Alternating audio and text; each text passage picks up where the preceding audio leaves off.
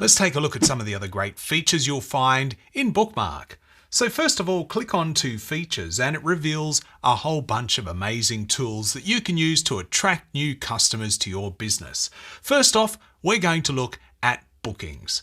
So the bookings are at the top of the page here, and we select that, you'll notice there are 3 different kinds of bookings. We have events, we have appointments, and we have reservations. Now, in my case, I'm running a fruit shop, but let's just say I decided I wanted to serve breakfast, maybe a fruit platter on a Saturday and a Sunday. So what I'm going to do is click onto reservations here, and I'm going to click Add and Edit Bookings.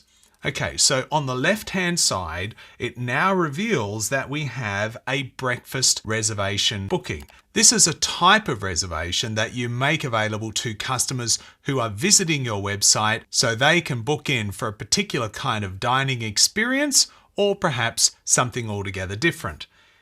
As you can see here, it's all very straightforward. I've got the reservation name, it's a breakfast. We can choose to display a currency if we wish and put in a price. Maybe I've got a fixed price for that.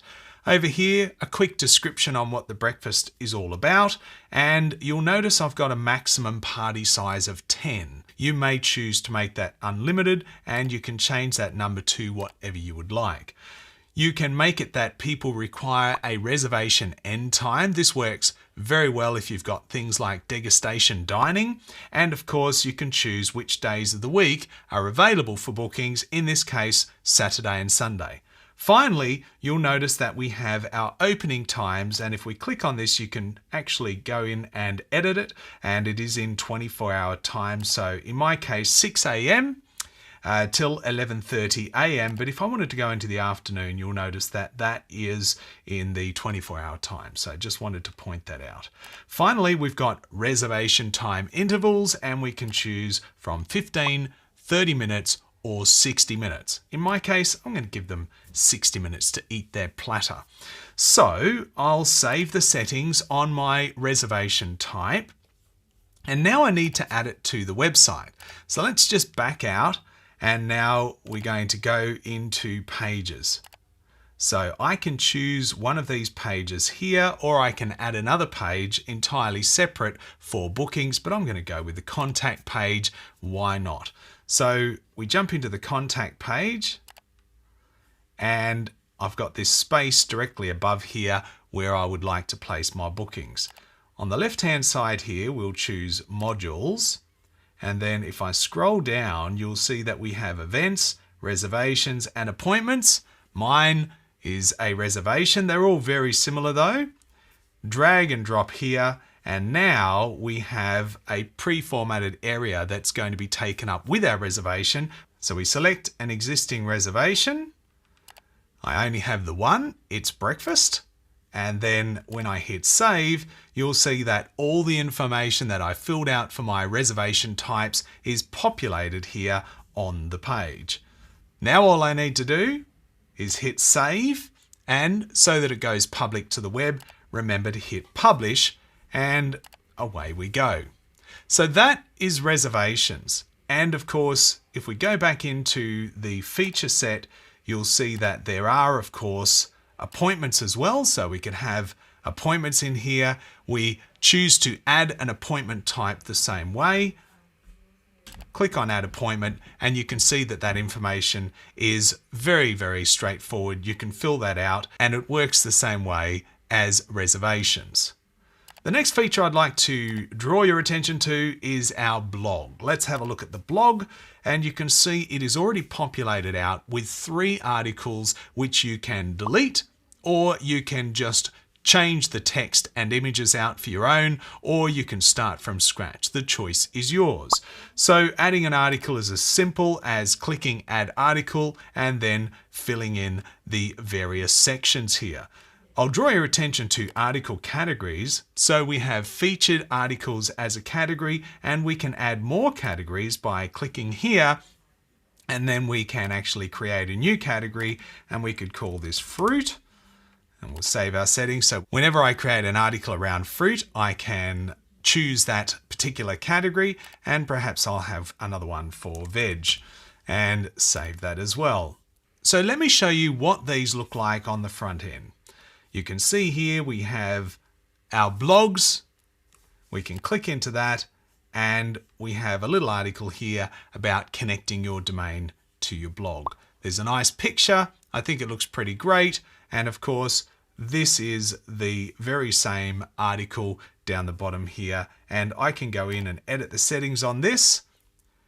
I can change the title. I can change the imaging. And of course, once I've finished, I can save my settings and then publish it to my website. When it comes time to customize your blog, all you need to do is click on blog on the page, and what that's going to do is give you access to the blog layout features.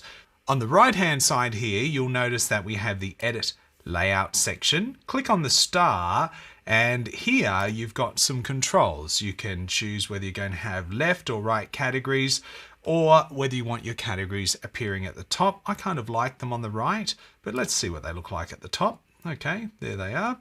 And then we also choose how many articles per row we'd like. And I think 2 could actually look quite good. So once I'm happy with that, all I need to do is hit save and publish, and away we go. We also have the form submissions section of your website. This is where people fill in the contact page on your website, and those form submissions come through. And as you can see, I've had a form submission. I'd like to see that. So let's have a little click on that. Hi Paddy, your fruit shop looks great. Can I please order a large basket by Friday? Kind regards, Fran. Of course you can, Fran, except this is a pretend fruit shop and Fran is a pretend person. It's worth noting that just here on the tab to the side, you've got subscription forms, so you can actually have people sign up and start building a bit of a database for people interested in the content you're creating on your blog. So you write your blogs, send out an EDM once a week or once a month to your database, and of course, being able to manage that list is important, and you can do that directly down here on the left-hand menu. So we click on List Management, and we can see that I've had Fran come through into my list automatically, and I can choose to export that data over here with a click and bring it into a third-party application and manage my list from there. And of course, I can choose to segment my customers depending on how they get in touch and what they're interested in. Finally, down here, we have languages.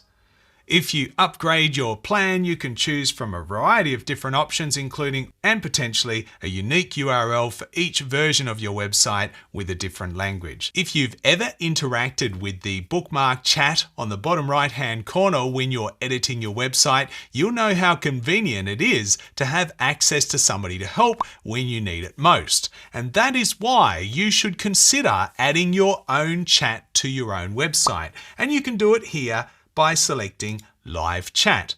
So the Live Chat feature has 2 great options for you. The first one is actually going with Live Chat, which is a third-party company. You can sign up for an account, simply click to enable it, and then once you've got your account set up, you click on here and you connect it and follow the dialogue through to get that all talking to each other. And then when people go to your website, they're going to see the same kind of chat as you've seen on Bookmark. Now, live chat's a great option, but you may prefer to go with Messenger, and that's Facebook Messenger. And once again, all you need to do is simply activate it by clicking on the button and then filling out the details to connect to your Facebook account. So those are 2 great options to support your customers when they're on your website, and we've got one more feature you're going to love. If we click down the bottom here under automations, you'll notice that you can now connect your Zapier account with Bookmark, and that allows you to get all kinds of data connecting in different ways.